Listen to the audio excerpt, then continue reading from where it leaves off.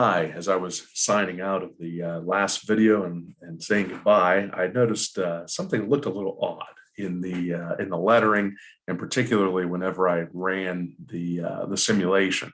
And I didn't quite catch it and didn't quite think about it until after I had already said goodbye and stopped recording from the last one. So I thought, well, instead of going back and redoing everything, because there's really no need for that, I would just do another video to kind of explain what was going on and talk a little bit more about it. Though it's something that I have discussed in the other 2D contour videos regarding the lead in and lead out. So if you kind of take a look at this, you can see some just when you look at the toolpath lines here, you can see some curvature here in some of the letters, particularly the E's. So when you go to do the simulation, and I had mentioned how it will look a little odd sometimes, even when you do it in the simulation versus doing it on the machine itself, though something struck me as odder than usual, I guess, which is what made me take a better look at this.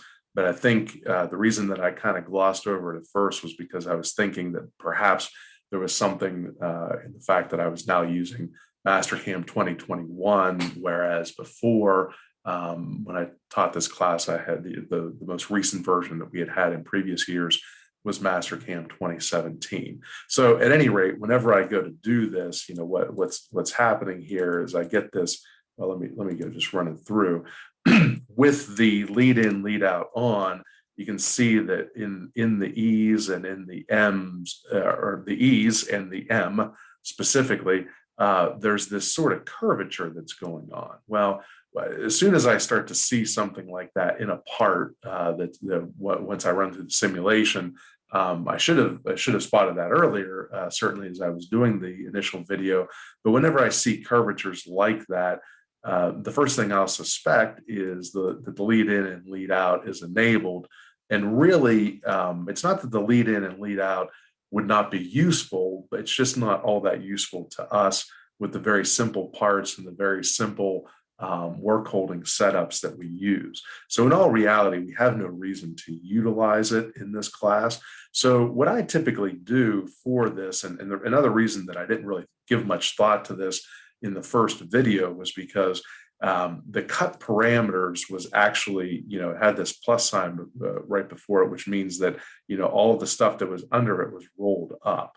And so once I expanded this out, obviously, now you can get to the depth cuts, the breakthrough, the multi-passes, the tabs, and specifically in this case, the lead in, lead out. So what I can do is just go in. I have no reason to use the lead in, lead out to avoid, clamping setups or other fixtures or anything like that. So I will just simply take it and disable it. And so when I do that and I select OK, then I can go back here and I can regenerate the toolpath. And you can see right away, even with these lines, that that sort of curvature just goes away. And that's because we disabled the lead in, lead out. Excuse me. So what I'll do now is I will just run the simulation, and then you'll be able to see this better. So now this looks better. It doesn't have any of the curvature in either of the E's or the M. And this looks a lot more like what you would get on the milling machine. So once again, you might have something that looks a little different once you machine it. Sometimes we get tool wear or something like that on the actual machine that may lead to this not engraving as well as it could. So what we can do is just before we take the part out, just change the Z depth and just rerun the part. But anyway, I just wanted to clear that up, and hopefully that was helpful in helping you to understand lead in, lead out, and at least why we don't use it in class, and also help to make a better looking engraving for this contour toolpath. So anyway, till the next video, see you later and take care.